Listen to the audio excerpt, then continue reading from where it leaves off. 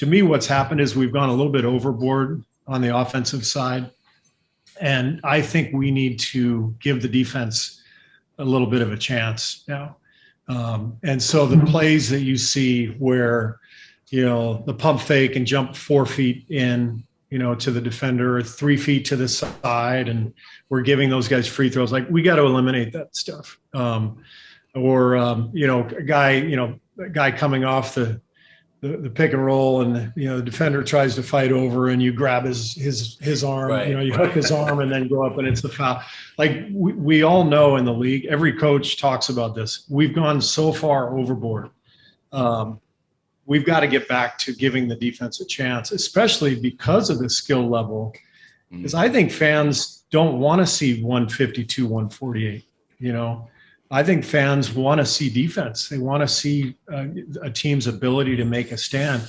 Doesn't mean we got to go back to holding and grabbing, but it means we have to stop rewarding the offensive player for the flopping and the flailing and the BS hooking. And, I always go to the officials when one of these plays happens, and I go, I just want you to think about doing this in a pickup game.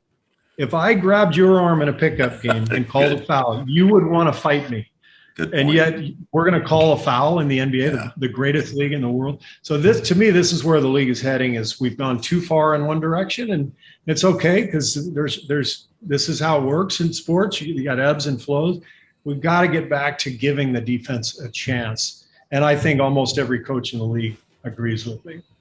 Did you, like at the Bob Cousy era, like if your time even went back and played, they'd call you for palming or carrying every time. Every time. Now, if this era was back in when you guys played, would they be like, walk, he walked, travel, travel? Probably. Like, would they call it? I mean, and are they walking?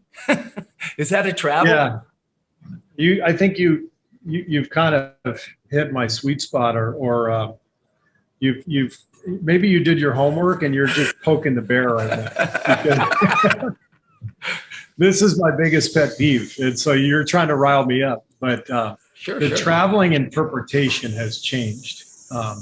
It's to the point now where it's not just we're allowing it, we're validating it. We're saying, no, that's legal. And it was kind of weird, because it still doesn't seem to make sense to anybody. You see these plays all the time where, there's 10,000 fans and every player and every coach on the bench in the background going like this, right? Mm-hmm.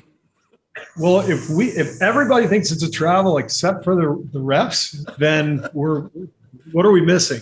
So I think they actually changed the rule and the interpretation of it, and it's something that the coaches and again, that's another thing where we've gone overboard, giving the players, the offensive player, the advantage, and it's just gotten too difficult to defend now.